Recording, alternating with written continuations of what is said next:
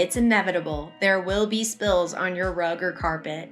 But did you know the way you try to clean those spills could make stains worse and might even cause permanent damage? Don't worry, watch this video and you'll know the 5 ways to treat stains without ruining your favorite rug or carpet. Number 1. Blot, don't rub. This is probably one of the most common mistakes.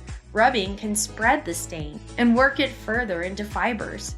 Instead, blot from the outside in, using pressure to help transfer the liquid to your towel. Number 2. Use the right cleaning agent. Check to make sure the solution you use is safe for rugs and carpets. Sudsy foam can be hard to remove and can create dry, stiff patches in your carpet. Some soaps can cause discoloration on lighter fibers.